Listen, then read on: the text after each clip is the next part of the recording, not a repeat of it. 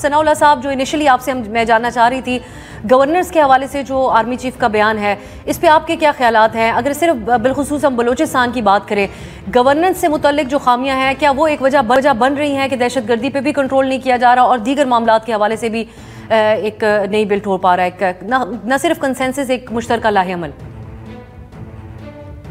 عمل اس لیے بھی نہیں بن پا رہا ہے. دیکھیں یہ جو سارے مسائل ہیں یہ پاکستان میں اس وقت ہمیں نظر آ رہے ہیں، بلوچستان میں بالخصوص، یہ دراصل ہماری مرکزی اور وفاقی سطح پر آئین سے روگردانی، قانون سے روگردانی، خراب حکمرانی، اور خراب حکمرانی جس کو گورننس یا بیڈ گورننس کہتے ہیں، اس میں یہ تمام معاملات شامل ہیں، جس میں آپ free and fair transparent election بھی کرتے ہیں، رول آف لا بھی اسی کے اندر آ جاتا ہے. Governance it's a very comprehensive word جس میں آپ پاکستان کے اندر جتنے بھی حکمرانی سے متعلق جو معاملات ہیں ان کو آپ گورننس کے فریم ورک میں اگر ڈال کے دیکھیں تو آج اگر آپ کو خیبر پختونخوا، بلوچستان، بلکہ پنجاب میں اور سندھ میں جو بہت بڑی ایک لہر ہے بھی انریسٹ آپ کو نظر آ رہی ہے، یہ اصل میں حکمرانی کی خرابیاں ہیں.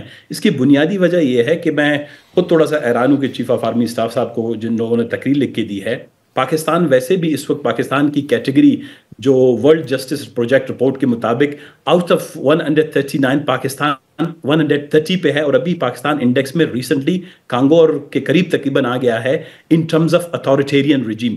جب یہ لفظ استعمال کیا گیا ہے ہارڈ اسٹیٹ کا، میں ذرا اس کی تھوڑی سی تعریف کروں، وضاحت کر دوں. ہارڈ اسٹیٹ اور سافٹ اسٹیٹ، ہارڈ اسٹیٹ کا تو کنسیپٹ پوری دنیا میں ختم ہو گیا ہے. ہارڈ اسٹیٹ کا مینز یہ ہے اوور سائنٹلائزیشن، طاقت کا بھرپور جو ہے وہ کیا کہتے ہیں کہ استعمال، اور سول سوسائٹی اور تمام چھوٹی موٹی قومیتیں ان کے ڈسنٹ جو ہے وائسز ہیں، پریس ہے، میڈیا ہے، سول لبرٹیز ہیں، ساری ختم ہو جاتی ہیں. تو مجھے پتہ نہیں، Pakistan is already going through a lot of diplomatic challenges and pressure. کن لوگوں نے کہا ہے کہ جی آپ اوپنلی آ کے، ویسے بھی پاکستان میں ایک ہائبرڈ رجیم ہے، اتھارٹیرینزم ہے، پاکستان میں پی کا ایکٹ آیا ہے، صحافت کی آزادی نہیں ہے، ڈسنٹس کو جو ہے وہ الیکشنز میں ناکام کیا تاکہ اسمبلیوں میں صرف من پسند لوگ بٹھائے جائیں.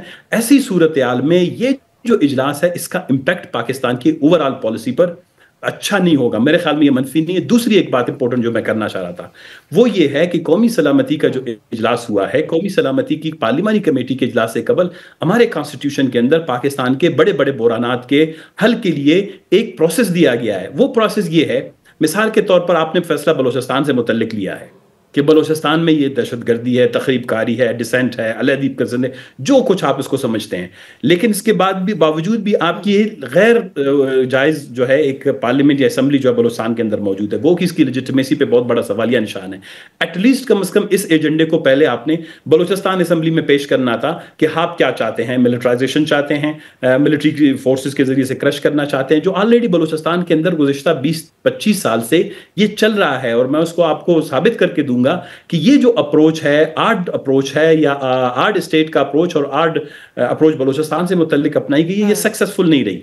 رہی بات آپ بلوچستان اسمبلی کو تفصیل سے اس میں ڈیبیٹ کرتے، گو کہ بلوچستان اسمبلی میں بحث کرنے والے، بات کرنے والے نہیں ہیں، انہوں نے من پسند اپنے طوطے اور میں بٹھا دیے ہیں. رہی سیاسی نظام ثناءاللہ صاحب رہا اس کی، جی اگر آپ مجھے اجازت دیں یہاں پر ایک سوال آپ سے پوچھنے کی، جو رانا ثناءاللہ صاحب نے تشریح کی ہے اس گورننس والے بیان پر، وہ کہتے ہیں پولیس، سی ٹی ڈی اور لیویز کی کارکردگی کے حوالے سے گورننس کا یہ سوال ہے ان کا. سو آپ اس کو اسی تناظر میں دیکھتے ہیں جس انداز میں یہ بات کہی گئی کہ یہ جو ادارے ہیں ان کی استعداد بڑھائی جائے تو تب وہاں پر جی. اب دیکھیں مسئلہ یہ ہو گیا کہ پاکستان میں یہ جتنی بھی انٹرنیشنل ویکیبلری ہے، لفظ ہیں، ان کو بھی یہ لوگ، یہ جماعتیں جو ہیں یہ آ کے اپنی مرضی اور منشا کے مطابق تشریح کرتے ہیں. ایسا تو نہیں ہو سکتا جو آپ کو سوٹ کرتا ہے آپ اس کی وہی تشریح کریں. ان کے ابھی رہی بات جو میں آنے والا تھا کہ بلوچستان اسمبلی کے بعد آپ کے پاس کونسل آف کامن انٹرسٹ ہے، انٹر پروونشل کوآرڈینیشن ہے، پارلیمنٹ کا مشترکہ اجلاس ہے. پارلیمنٹ کے مشترکہ اجلاس کی سفارشات جو ہیں وہ پارلیمانی کمیٹی برائے سلامتی میں پیش کرنی چاہیے تھی. پارلیمنٹ سلامتی کمیٹی جو ہے، پارلیمنٹ کی سلامتی کمیٹی ہے، اٹس ناٹ اے باڈی. یہ 3-4 جگہوں سے جو سفارشات مرتب ہو کے آتی ہیں پھر اس میں ان کو فائنلائز کیا جاتا ہے. وہ پروسیس تو اڈاپٹ ہی نہیں کیا گیا. یہ ٹاپ ڈاؤن جو اپروچ انہوں نے اپنائی ہے کہ براہ راست سلامتی کمیٹی کا اجلاس بلا کے، گو کہ ہم ان اسمبلیوں میں نہیں ہیں، ہم ان کی جائزیت کو تسلیم نہیں کرتے، لیکن میں ایون ان کو سمجھا رہا ہوں کہ انہوں نے پروسیس اٹسیلف جو اڈاپٹ کیا ہے یہ غلط ہے. رہی بات رانا ثناءاللہ صاحب کی گورننس سے متعلق، دیکھیں C T D, police, Frontier Corps, levies, Balochistan کے اور بی ایریا، یہ 30 سال سے کنفیوژن کا شکار ہیں. 2003 میں جنرل مشرف نے جو ہے وہ بلوچستان میں بے ایریاز کو ختم کر کے ایریاز میں مرج کر دیا. ساری پولیس کو 10 ارب روپے اس وقت کے، جو ابھی کے کوئی 100-150 ارب روپے سے زیادہ مالیت کی بنتی ہے ان کی، وہ خرچ کر دیے گئے. لیویز کو مرج کر دیا گیا پولیس میں. پھر 2010 میں جو ہے دوبارہ عوامی پریشر دباؤ کے بعد وہ لیویز دوبارہ بحال کر دی گئی. پولیس ریفارم کے لیے شعیب صدر صاحب آئی جی بلوچستان ہوا کرتے تھے, I was senator at that time. ان کو تقریباً یہاں پر اس وقت کے 20-30 ارب روپے دیے گئے پولیس ریفارم کے لیے, جو آج تک وہ ساری جو ہیں وہ بلڈنگیں موجودڑوں کی جو ہے مختلف جگہوں پر آپ کو نظر آئیں گی, ڈسٹرکٹس میں انہوں نے کام بنائیں گے پولیس میں, وہ بلڈنگیں آج تک مکمل نہیں ہوئی. سی ٹی ڈی بلوچستان میں فل فلیج اسٹیبلشڈ ہے. پی ایس ڈی پی میں 2013 کے بعد سے احسن اقبال صاحب, نواز شریف صاحب کی حکومت نے مسلسل سی ٹی ڈی کو بلوچستان میں اتنا امپاور کیا ہے, کوئی اکاؤنٹیبلٹی نہیں. تیسری بات یہ ہے کہ بلوچستان کے اندر لا انفورسمنٹ ایجنسیز میں فرنٹیئر کور ہے. فرنٹیئر کور 2003 میں 2004 میں صرف ایک آئی جی ہوا کرتا تھا اور پورے بلوچستان کو ایک آئی جی ایف سی ڈیل کرتا تھا. اب بلوچستان میں 2 آئی جی ہیں اس کے, ایک ساؤتھ کا ہے ایک نارتھ کا ہے. ان کے پرسنلز کی تعداد بڑھ گئی, ان کی کیپیسٹی بڑھ گئی to deal with terrorism, violence, border جو بھی ہے. وہ الگ بات ہے کہ بہت سے سوالات ہیں خود بلوچستان کے تنازع میں وزا وز جو ہے آپ کے سیکیورٹی آپریٹرز کے حوالے سے. تو یہ کہتا ہوں اس پہ ایک نیشنل ڈیبیٹ ہونا چاہیے تھا. ہم 20 سال کے آؤٹ کمز پہ بات کرتے, نتائج پہ بات کرتے کہ اگر بلوچستان میں ہمارے یہ بات آپ کی, اگر آپ اجازت دیں میں حکومت کی طرف اس پہ کچھ رانا صاحب کہنا چاہ رہے تھے. رانا صاحب, یہ ہمارے سامنے بلوچستان کے امن و امان کے حوالے سے جو بجٹ ہے اس میں بھی ہم دیکھیں وہاں پر پولیس اور بلوچستان کانسٹیبلری کے لیے 51.3 ارب روپے کا بجٹ رکھا گیا. بڑے بلند و بانگ یہ بجٹس لگتے ہیں, لیویز کے لیے 22 ارب روپے کا. تو پھر اس کے باوجود پھر اس کے بعد جب گورننس کا سوال ہوتا ہے تو یہ تو آپ لوگوں کی طرف ہی ڈائریکٹڈ نظر آتا ہے. وفاق میں آپ کی حکومت ہے اور آپ کے اتحادی پیپلز پارٹی کی اس وقت بلوچستان کے اندر ہے. اس کو آپ لوگوں نے کس طریقے سے دیکھا ہے اس بیان کو؟ دیکھیں یہ بیان بڑا اس میں کلیئرٹی ہے اور عوام کے لیے بھی کلیئرٹی ہونی چاہیے. دیکھیں افواج پاکستان بارڈر سیکیورٹی کا ایک محدود رول ہوتا ہے. اگر پاکستان میں نو گو ایریاز ہیں تو وہاں آپریشن کیا جاتا ہے اگر کسی کے وہ کنٹرول میں ہیں, اور جب وہ آپریشن ہو جائے اور کلیئرنس ہو جائے اس جگہ کی تو پھر وہاں افواج پاکستان کا رول ختم ہو جاتا ہے. اس کے بعد کن کا رول آتا ہے؟ اس کے بعد آپ کی صوبائی لا انفورسمنٹ کا رول آتا ہے, جس میں اولین جو ہے وہ پولیس ہے, اور یہاں بلوچستان کے معاملے کے اندر جو لیویز ہے وہ اس کا رول آتا ہے.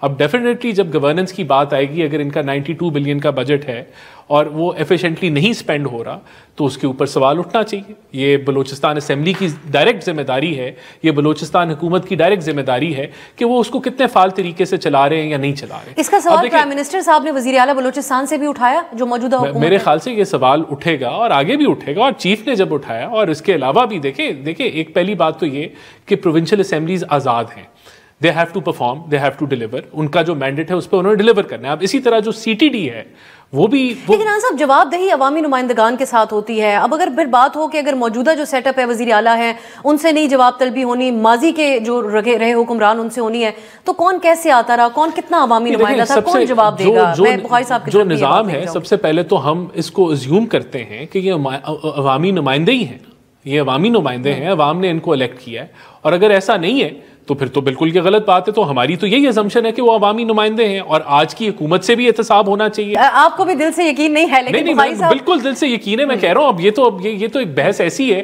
کہ جو پچھلے ہیں جو باہر بیٹھے ہیں اپوزیشن میں وہ کہیں گے یہ عوامی نمائندے نہیں ہیں. جس طرح پرائم منسٹر صاحب نے ملبہ ایک کچھ پی ٹی آئی کی پالیسیز پہ ڈالا, جے یو آئی نے اس کے اوپر اپنے اعلامیے میں ذکر کیا. بخاری صاحب یہ جو گورننس, میرا پہلے بھی آپ سے سوال تھا, یہ ڈائریکٹڈ کس کی طرف ہے, یہ کس کی خامیوں کی نشاندہی ہوئی ہے یہاں پر؟ دیکھیں وی آر پاکستانی, ہم نے اس ملک کو بچانا ہے, ہم نے اس ملک کو آگے لے کے جانا ہے, اور یہ سارے جو آج پرابلم ہم فیس کر رہے ہیں ان کو حل بھی ہم نے کرنا ہے. پہلی بات تو یہ ہے.